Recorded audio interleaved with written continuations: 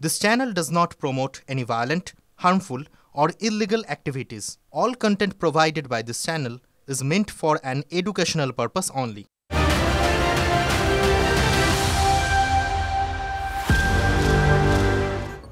নমস্কার, দেখছেন টিভি9 বাংলা। অনির্বাণের চক্রব্যূহ নিয়ে আপনাদের সঙ্গে আমি অনির্বাণ। আর আজকের চক্রব্যূহ তৈরি করা কিনা আমি জানি না, অনেকেই বলছেন তৈরি করা, তৃণমূল কংগ্রেসের ভিতর থেকেই নাকি তৈরি করা, কিন্তু চক্রব্যূহ তো বটেই।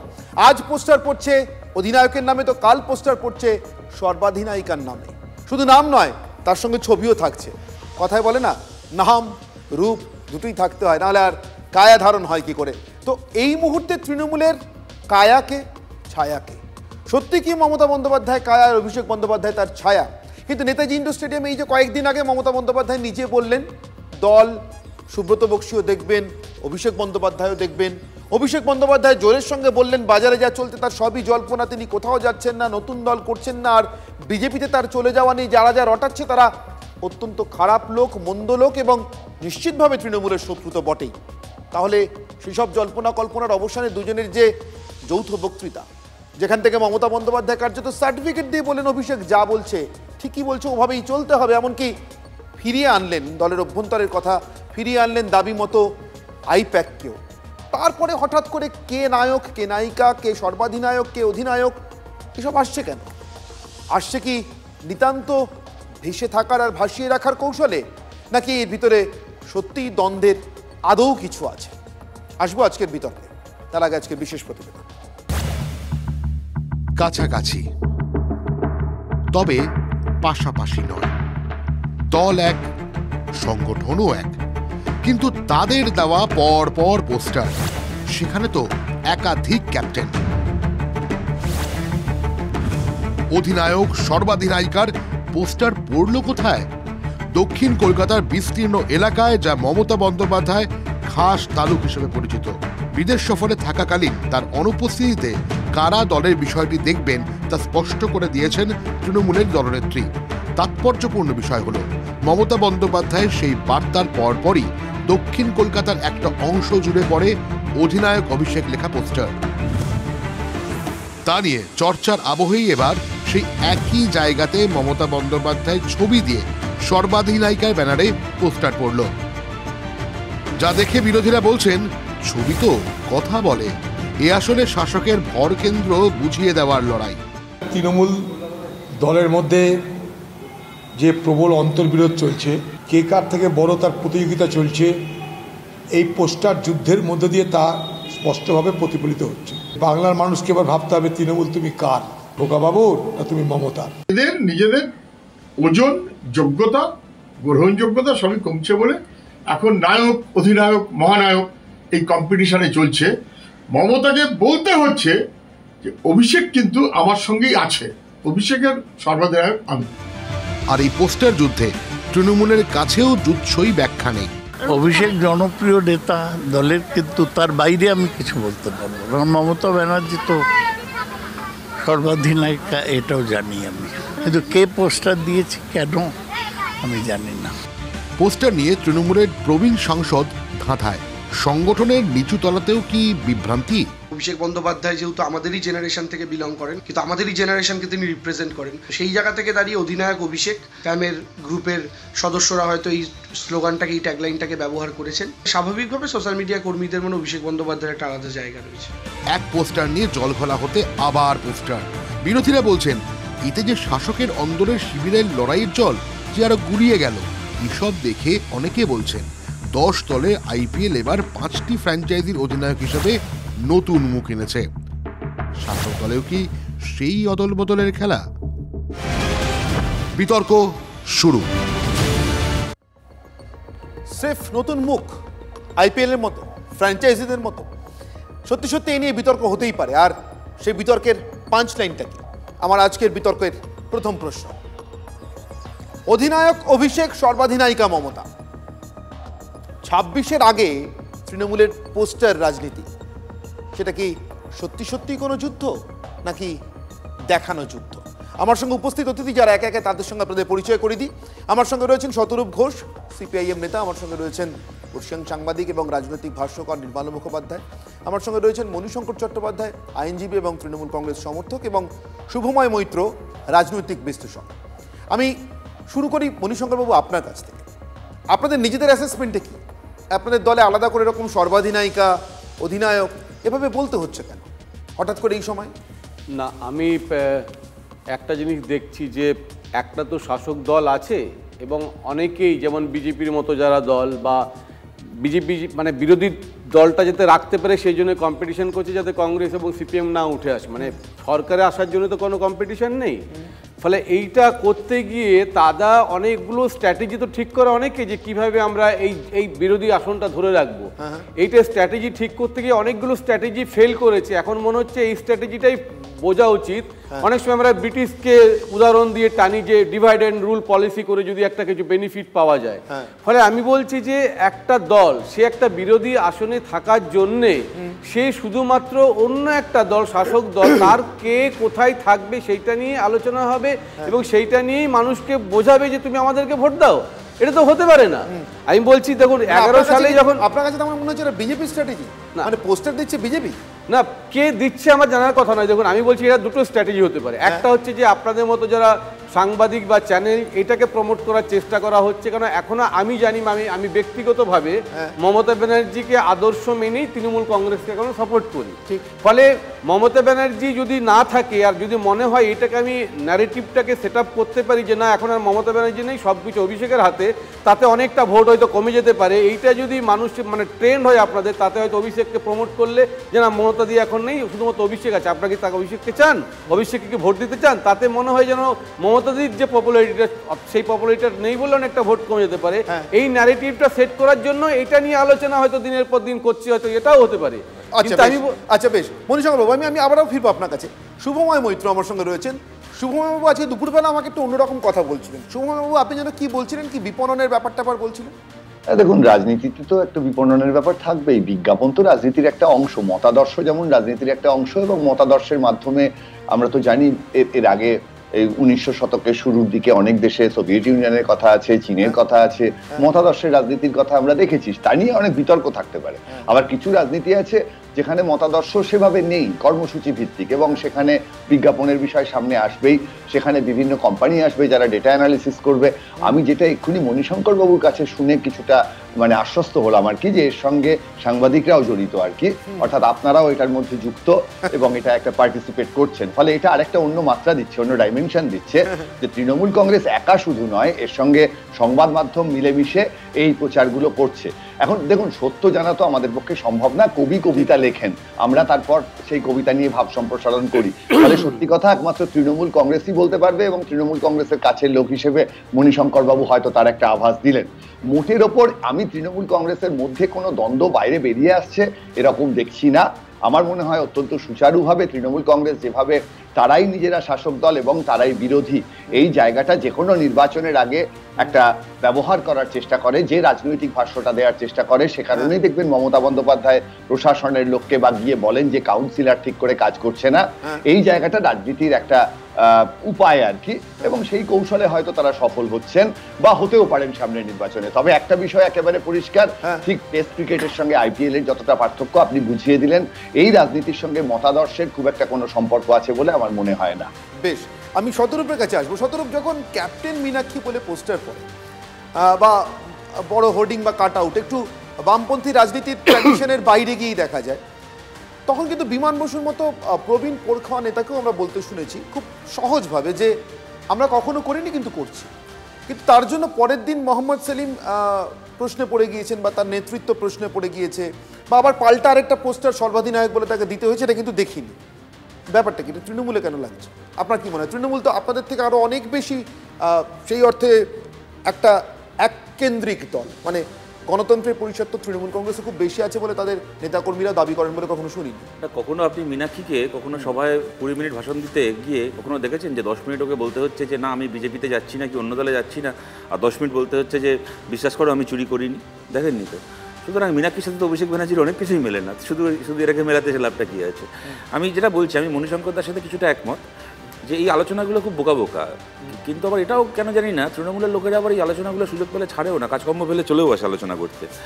আমি একটা কথা বলি অনির্বাণ, তুমি নিশ্চয়ই তোমার মনে থাকবে, আমরা দুজনেই তখন খুব ছোটো, একটা খুব বিখ্যাত সিনেমা ছিল মানে আন্দাজ আপনা আপনা, সলমান খান আমির খান, মনে আছে রবীন্দ্র ট্যান্ডন?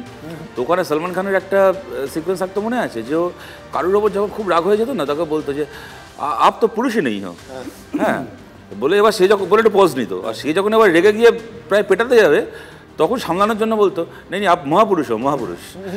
আমার মনে হচ্ছে সামহাউ আমার ভুল হতে পারে, কিন্তু ব্যাপারটাও এরকম। প্রথমে বলে দিল মমতা ব্যানার্জিকে আপনি এখন আর আমাদের অধিনায়ক নন, তারপর যখন মমতা ব্যানার্জি বাটামটা মারবে তখন বললাম না আপনি সর্বাধিনায়িকা বলে 3 দিন পরে আরেকবার হোর্ডিং লাগিয়ে দিল। এরকম একটা আসলে এসব ক্ষেত্রে কী হয়, প্রথম কথাটাই হয় মনের কথা, আর পরের কথাটা হয় ব্যালেন্স করার জন্য, কি পরিস্থিতি সামলানোর জন্য। সেটাও এই ক্ষেত্রে ব্যাপার কিনা কে জানে। সলমান খানের সিনেমা থেকে শিখেছে বোধ হয়, যে প্রথমে বলে দেবে আপ পুরুষই নেই হো, তারপর বলবে আপ মহাপুরুষ মহাপুরুষ। তবে হ্যাঁ, but at the end of the day আমি বলছি, দেখো তৃণমূল কংগ্রেসের অধিনায়ক বলো কি মানে সহ অধিনায়ক বলো, তৃণমূলেরই কেউ হবে, সে একটা মমতা বন্দ্যোপাধ্যায় হবেন অথবা অভিষেক হবেন কি অন্য কেউ হবেন, বংশবাদী দলে বংশের পরিচয় উত্তরসূরি ঠিক হচ্ছে, সেখানেও আমাদের বলার কিছু নেই। আমাদের দলের কেউ গিয়ে তো তৃণমূলের ক্যাপ্টেন হবে না, কি অন্য কোনো দল থেকে হবে না। সুতরাং সে ওদের ব্যাপার, ওদের কে ক্যাপ্টেন হবে না ক্যাপ্টেন হবে একান্তই ওদের ব্যাপার, আমাদের তাতে বলার কিছু নেই। কিন্তু আমি বলছি যে এই যে একচেটিয়াভাবে মিডিয়াকে এবং বিরোধীদের আর কিছু করার নেই তাই এরা করছে, এই যে বলে দিচ্ছেন, আমার মনে হয় এইটা মণিশঙ্করবাবু বা ওনার দলের অনেকে আরেকটু জোরের সঙ্গে করতে পারতেন, যদি না ওনার দলের নেতাদেরকেই মঞ্চে দাঁড়িয়ে না ব্যাখ্যা দিতে হতো যে বিশ্বাস করুন আমি দলের সঙ্গেই আছি, আমি অন্য কোথাও যাচ্ছি না। এবং সে দিতে হচ্ছে পাড়ার কোনো পঞ্চায়েত মেম্বারকে কি কোনো কাউন্সিলরকে নয়, দলের সর্বোচ্চ বা দ্বিতীয় সর্বোচ্চ নেতাকে ব্যাখ্যা দিতে হচ্ছে। আমরা কোনোদিন কল্পনা করতে পারি না যে বুদ্ধদেব ভট্টাচার্য কি মোহাম্মদ সেলিম কি সুজন চক্রবর্তী মঞ্চে দাঁড়িয়ে বলবেন, কি মনে করুন ইভেন দিলীপ ঘোষ মঞ্চে দাঁড়িয়ে বলবেন, শুভেন্দুকে বলতে হতে পারে কিন্তু দিলীপ ঘোষ কখনো মঞ্চে দাঁড়িয়ে বলবেন যে বিশ্বাস করুন আমি বিজেপি ছাড়ছি না, কি অধীর চৌধুরী বলবেন বিশ্বাস করুন আমি কংগ্রেস ছাড়ছি না, এটা কিন্তু আমরা কখনো কল্পনা করতে পারি না। কিন্তু এই যে তৃণমূলের দ্বিতীয় মানে একটা দল ক্ষমতায় আছে, সে বিরোধী নয়, সে সবচেয়ে মানে শক্তিশালী মাটির ওপর এই পশ্চিমবাংলায় এই মুহূর্তে যে দলটা দাঁড়িয়ে আছে তার নাম তৃণমূল কংগ্রেস, তারপরও তাদের দ্বিতীয় সর্বোচ্চ নেতাকে যে দাঁড়িয়ে নিজের অন্য দলে না যাওয়ার ব্যাখ্যা দিতে হচ্ছে নিজেদের কর্মীদের কাছে, এর ফলেই কিন্তু এই জল্পনাগুলোর সুযোগটা বাড়ে। এটাই আর কি বলার। আমি নির্মলাবাবুর কাছে আসবো, আমি আসবো সময় দেবো নির্মলাবাবুর কাছে আসবো। নির্মলাবাবু, আমার একটা প্রশ্ন, ধরুন যখন বুদ্ধদেব ভট্টাচার্যকে উপমুখ্যমন্ত্রী পর্যন্ত করা হলো, এই পদ্ধতি তৈরি করা হয়েছিল এই রাজ্যে তো মাত্র দুবার এই ইনস্ট্যান্স আছে, তাই তো? যুক্তফ্রন্ট সরকারের সময় জ্যোতি বসু এবং তারপরে একদমই বামফ্রন্ট সরকারের সময় বুদ্ধদেব ভট্টাচার্য, একদম শেষ দিকে জ্যোতিবাবুর শাসনকালে। তো তারপরেও বুদ্ধদেব ভট্টাচার্য পুলিশ মন্ত্রী হিসেবে দায়িত্ব সামলেছেন, অনেকেই তখন জানতেন যে তিনি স্বাভাবিক উত্তরসূরি, কিন্তু তখনও তো এরকমভাবে অধিনায়ক নায়কের লড়াই দেখতে হয়নি রাস্তায়, কোনো পোস্টার ইত্যাদি, বা রাস্তা ছেড়ে দিন, এই যে আমাদের মিডিয়ার কথা তো বলা হচ্ছে, মণিশঙ্করবাবু বলছিলেন মিডিয়াতেও কি এরকম লেখালেখি হয়েছে, আপনারা করতেন এরকম লেখালেখি? দেখুন, আমি আপনাকে বলি এই বিষয়টা, আপনার হয়তো মনে থাকবে 2016 সালে যখন মমতা বন্দ্যোপাধ্যায় দ্বিতীয়বারের জন্য এলেন, সারা কলকাতায় পোস্টার পড়েছিল অভিষেক বন্দ্যোপাধ্যায়ের মুখ দিয়ে ম্যাচ উইনার বলে, এবং সেটা 1 ঘন্টার মধ্যে সরিয়ে নিতে হয়েছিল, মমতা বন্দ্যোপাধ্যায় আপত্তি তুলেছিলেন। ফির যখন আসছিলেন অনুষ্ঠান, সেই অনুষ্ঠানে আমি ছিলাম, রেড রোডে করা হয়েছিল, ঠিক। সুতরাং দেখে ম্যাচ উইনার ছিল। এখানে ওই রকমভাবেই যারা করেছে তারা এটা একটা রণকৌশল হিসেবে নিয়েছে। এবার সেটা তারা করবে, কমিউনিটি হল অবধি বুক করা হয়েছে রবিবার দিন গাঙ্গুলি বাগানে, কলতান কমিউনিটি হল বলে একটা হল আছে, ঠিক সেইখানে তারা স্ট্র্যাটেজি ঠিক করবে যে আগামী দিনে তৃণমূলরা কীভাবে এগোবে। এবার সেই জায়গায় দাঁড়িয়ে আমার যেটা মনে হয়েছে, সময়বাবুরা যেটা বলছেন আমি একদম সম্পূর্ণভাবে তার থেকে নিজেকে সরিয়ে নিচ্ছি। না, একদমই একদম। এটা বিপণন কৌশল না, এটা বিপণনের কোনো বিষয় না, এটা একটা রাজনৈতিক কৌশল। বিপণন কৌশল হিসেবে যদি দেখতে হয়, এটাকে খুব নাইভ হিসেবে দেখব। আমি রাজনৈতিক সাংবাদিকতা হিসেবে আমার যেটা মনে হয়েছে, this is a deep rooted strategy which যেটা ব্যবহার করা হচ্ছে। তার কারণ একটা জিনিস মনে রাখবেন, মমতা বন্দ্যোপাধ্যায় 2026-এর যে ভোটে যাচ্ছে, সেই ভোটটা হচ্ছে সরকার পাল্টানোর ভোট। আগে যে দুটো বড় ভোট গেছে সেটা সরকার পাল্টানোর ভোট ছিল না। পাল্টানোর কেন বলছেন? কারণ হচ্ছে এখানে পাল্টানোর অপরচুনিটিটা রয়েছে। এবার কারণ রাজ্য সরকারের বিধানসভার ভোট, তো পঞ্চায়েত ভোটে আপনি রাজ্য সরকার ফেলতে পারতেন না, লোকসভা ভোটে ফেলতে পারতেন না, মমতা সেটা নিজে করে করত। এই জায়গায় দাঁড়িয়ে অস্তিত্বের লড়াই আর ক্ষমতার লড়াই, আমার যেটা মনে হয়েছে এখানে বিজেপির একটা অস্তিত্বের লড়াই, খুব বড় অ্যাসিড টেস্ট। বেশ, বিজেপি যদি 100 নিচে চলে যায় আমার ধারণা বিজেপি পশ্চিমবঙ্গ থেকে মুছে যাবে বেশ এই ভোটে। আর যদি বিজেপি 100-র ওপরে থাকে তাহলে বিজেপি তার অস্তিত্ব রাখতে পারবে। বেশ। পাশাপাশি মমতার ক্ষমতা রেখে দেওয়ার লড়াই, এটা হচ্ছে রিটেনশন ফ্যাক্টর। তার ওপর দুবার কোনো অ্যান্টি ইনকামবেন্সি কাজ করে। তাতে এইসব পোস্টার কোথায় আসছে? তার কারণ হচ্ছে অভিষেক বন্দ্যোপাধ্যায়কে আনার একটাই কারণ, অভিষেক বন্দ্যোপাধ্যায়কে আপনি জানেন আমি লিখেছিলাম যে অন্তর্ধান, তার অন্তর্ধান বলে লিখেছিলাম, তাকে নির্বাসনে পাঠানো হয়েছে। এবং সেই সঙ্গে এখানেও লিখেছিলাম যে মমতা বন্দ্যোপাধ্যায় যে ঘরানায় তৈরি, সেই কংগ্রেসি ঘরানায় তৈরি হয়ে কোনোদিন পারিবারিক কোনো লোককে তারা কোনোদিন নির্বাসনে পাঠাতে পারে না। এবং তার লাস্ট প্রমাণ হচ্ছে রাহুল গান্ধী, তাকে পাঠানো গেল না, সে থেকে গেল। এখানেও অভিষেককেও ঠিক তাই করতে হলো। আর দ্বিতীয় কথা হচ্ছে এই লড়াইটা মমতা বন্দ্যোপাধ্যায়ের কাছে এতটাই কঠিন লড়াই, যেটা মমতা বন্দ্যোপাধ্যায় মনে করছেন, যার জন্য প্যাক ফ্যাক থেকে তাকে সরে যেতে হলো, প্রতীক জৈনকে তাকে ডেকে পাঠাতে হলো, বসতে হলো, আলোচনা করতে হলো, সবটাই অভিষেকের নির্দেশ অনুযায়ী হচ্ছে।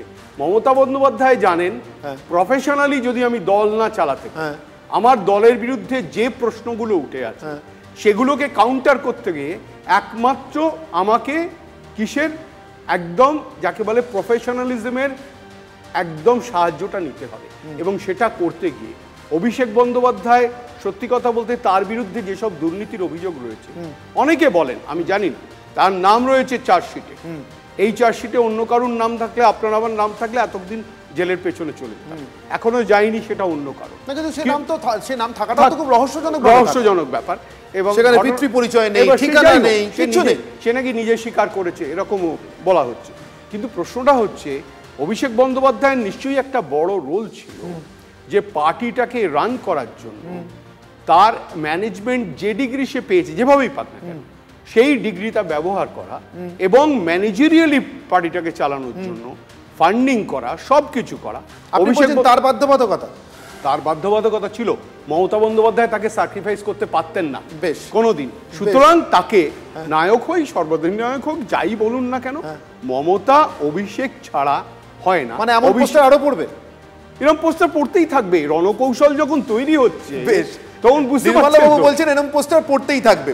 আমি রাজ্যের প্রধান বিরোধী দল বিজেপি তাদের কাউকে কোনো প্রতিনিধিকে আজকে ডাকেনি একটাই কারণে, খুব স্বাভাবিকভাবেই তারা বলতে পারেন যে বেল পাকলে কাকের কি, যদিও বেল পাকছে না কাঁচা থাকছে আমরা জানি না, কিন্তু বলতেই পারেন।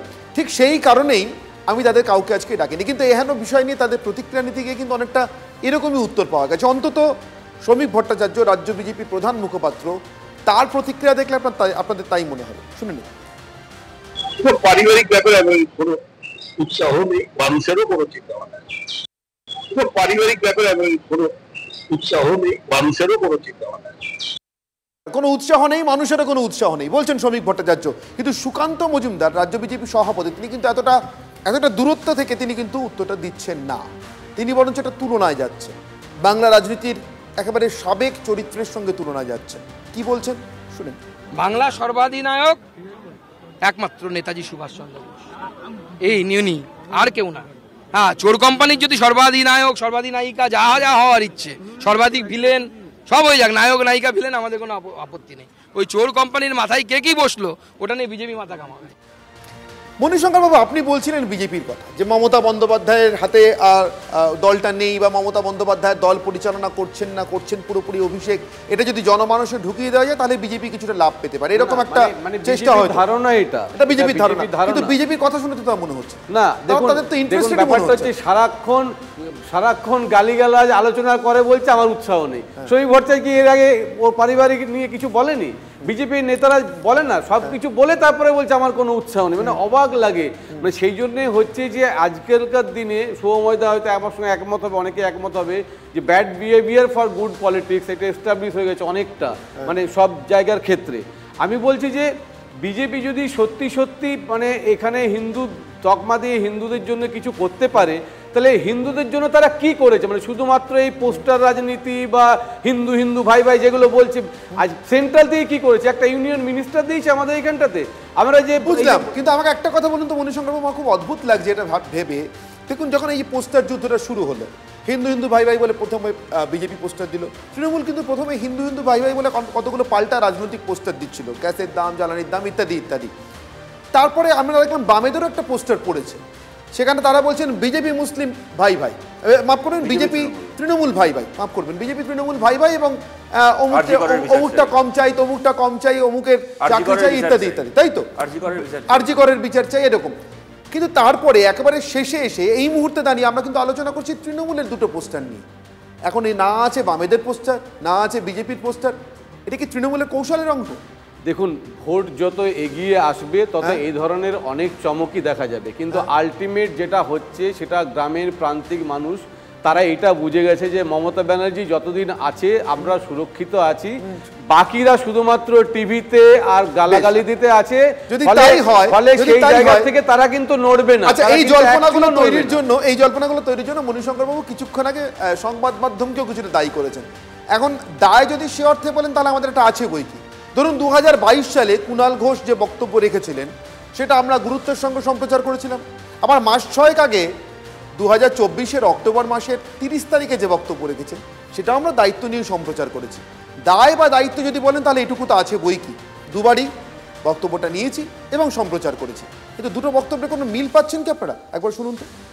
রাজনৈতিক এক সাধারণ সৈনিকের পূর্বাভাস যে 2036 সাল পর্যন্ত মুখ্যমন্ত্রী থাকবেন মমতা বন্দ্যোপাধ্যায়, এবং তারপর তিনি অভিভাবকের ভূমিকায় যাবেন, তখন অভিষেক বন্দ্যোপাধ্যায় বাংলার মুখ্যমন্ত্রী হিসেবে শপথ নেবেন। আর যদি একটা মুখ থেকে বেরিয়ে যায়, আমার মুখ থেকেও তো বেরোয় যে 2036 সালে অভিষেক বন্দ্যোপাধ্যায় মুখ্যমন্ত্রী, তো আমি কবে টুইট করে বলেছি।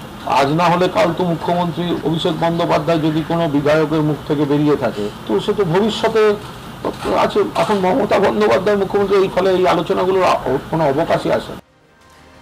আমার একটা ব্যক্তিগত বিশ্বাসের জায়গা থেকে বলছি, নির্মলাবাবু আপনি একমত হবেন কিনা জানি না, কুণাল ঘোষের মুখ থেকে কিছু বেরিয়ে যায়, মানে কুণালবাবুর মুখ থেকে কিছু বেরিয়ে যায় বলে আমি বিশ্বাস করি। এই যে যদি পরের বার বলেন না যে যদি মুখ থেকে বেরিয়ে যায়, তারপরে বলছেন আমি তো টুইট করে বলেছি। মুখ থেকে বেরোলে কেউ টুইট করতে পারে শতরূপ? না, আমি একটা ব্যাপারে তোমার সাথে একমত যে কুণাল ঘোষের মুখ থেকে কিছু এমনি এমনি বেরিয়ে যায় বলে আমিও বিশ্বাস করি না। ওই যে বলেছিলেন যে মমতা ব্যানার্জির বাড়িতে 7,000 টাকা আছে, ওটাও এমনি এমনি বেরোয়নি, জেনেই বলেছিলেন। তবে আমি একটা কথা এখানে বলছি, দেখো মানুষ তো যাকে হোক ভোটটা দিয়েছে 5 বছরের জন্য। 77 সালে তো জনগণ সিপিএমকে 34 বছরের জন্য ম্যান্ডেট দেয়নি, 5 বছরের জন্য 82 সাল অবধি কিন্তু ম্যান্ডেটটা দিয়েছিলেন। আমি বলছি যে বাংলা 36 সালে কে মুখ্যমন্ত্রী হবে, 56 সালে কে মুখ্যমন্ত্রী হবে, 96 সালে কে মুখ্যমন্ত্রী হবে, এগুলো কি তৃণমূলের পার্টি অফিসেই ঠিক হবে? হতে পারে হয়তো তৃণমূলেরই কেউ না কেউ মুখ্যমন্ত্রী হবে, কিন্তু এই যে এদের অহংকার, এই যে উদ্ধত্ত যে ক্ষমতায় আমরা থাকবো, এবার কে মুখ্যমন্ত্রী হবে আমাদের দলীয় স্তরে সিদ্ধান্ত হবে, ইভেন পারিবারিক স্তরে সিদ্ধান্ত হবে, ওদের এই মানে যেটা আসলে কোনো আত্মবিশ্বাস নয়, এই যে অহংকার, এই অহংকারটাকে আমরা বরদাস্ত করতে পারবো কিনা। আমার একটা হাফ সেকেন্ড আমি একটা কথা বলছি, দেখো একটা জিনিস, আমাদের একে অপরের সঙ্গে যা বিরোধ আছে, কিন্তু তুমি অন্য যে রাজনৈতিক দলগুলো আছে না, তারা কিন্তু পোস্টার যা লাগাচ্ছে তারা তাদের বিরোধীদের বিরুদ্ধে, ন্যায্য হোক অন্যায্য হোক। তৃণমূলের এই যে পোস্টারিংটা দেখছো, এটা কিন্তু তৃণমূলের নিজেদের মধ্যে একে অপরের বিরুদ্ধে। এ বলছে অধিনায়ক, তো পরের দিন ও বলছে সর্বাধিনায়িকা। ওরা কিন্তু আমাদের সঙ্গে লড়াই করছে না।